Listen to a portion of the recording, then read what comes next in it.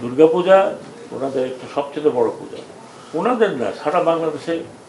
এই আপনাদের যন্ত্রণা তো ঢুকতেও পারি না দুর্গাপূজার মণ্ডপের মধ্যে। হ্যাঁ, কিন্তু দুর্গাপূজার মণ্ডপে তো আপনার সারাদিন সকাল থেকে বিকাল থাকেন, ভালো ভালো খান। এই জন্য যাই হোক, আমি বলেছি যে যে যে আমার তরফ থেকে, এই মন্ত্রণালয়ের তরফ থেকে আমি স্ট্রংলি রেকমেন্ড করব যে অন্তত দুর্গাপূজায় 3 দিন ছুটি হয়, 3 দিন না হলে মিনিমাম 2 দিন যেন ছুটি হয়। তো কারণ অনেকেই ঠিকই বলেছেন যে একদিন ছুটি হয়, তার আগের দিন যে ইস্যু হয়, যারা চাকরি বাকরি করে তারা যেতে পারে না। আমার এটা আমার মনে খুব জেনুইন, কোনো ইনজেনুইন ব্যাপার না। তো আরও যেগুলো আছে ওনারা বলছেন সেগুলো ডেফিনেটলি আমি take up with the cabinet. আমি এখানে কথা বলে ওনাদের চা খায় বিদায় দিলাম, তারপর ভুলে গেলাম it was not going to there. এখানে ডিজি বিজিবি আছেন, হ্যাঁ, উনি আমার একদম মানে অনুস্তুল্য। উনি নিজে আমাকে বলেছেন ভলান্টিয়ারলি যে ওনাদের যে সামনে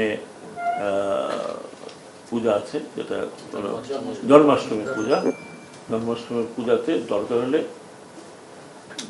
বিজেপি যা দরকার নিরাপত্তা, একদম নিবিড় নিরাপত্তা না।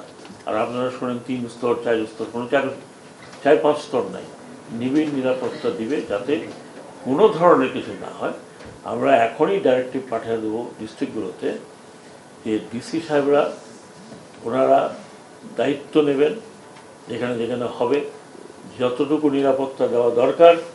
যদি পুলিশ কম হয় তাহলে অন্য কাউকে নিয়ে আসবেন, আনসার নিয়ে আসলে ডিস্ট্রিক্টে আমাদের যেখানে রিজনাল হেডকোয়ার্টার আছে, বিজিবির রিজনাল হেডকোয়ার্টার আছে, ওনারা চাইলে ওনারা ডেফিনেটলি পাবেন।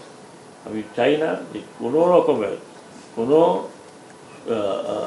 কী বলে থার্ড কলামিস্ট একটা একটা কিছু করে আমাদের বদনাম করুক, দেশের বদনাম করুক, সেটা ওনারাও চান না।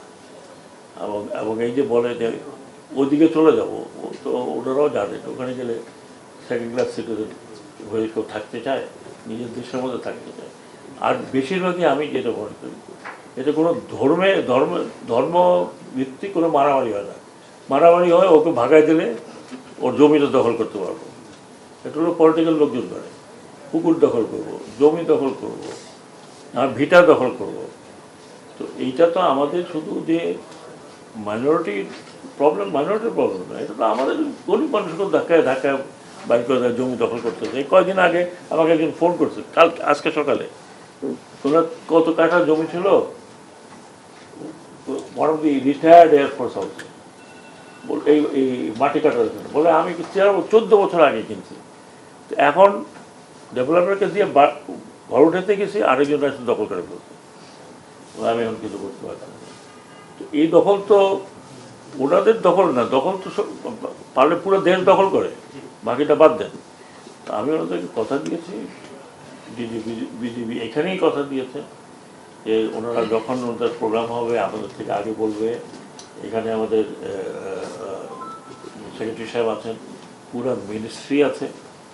আমাদের কাজ এখানে আর কোনো কাজ নেই, লোকজনকে সুরক্ষা দেওয়া, মানুষের যাতে সেটা হিন্দু হোক, মুসলমান হোক, খ্রিস্টান হোক, এটা আমাদের দায়িত্ব টু প্রোটেক্ট এভরিবডি।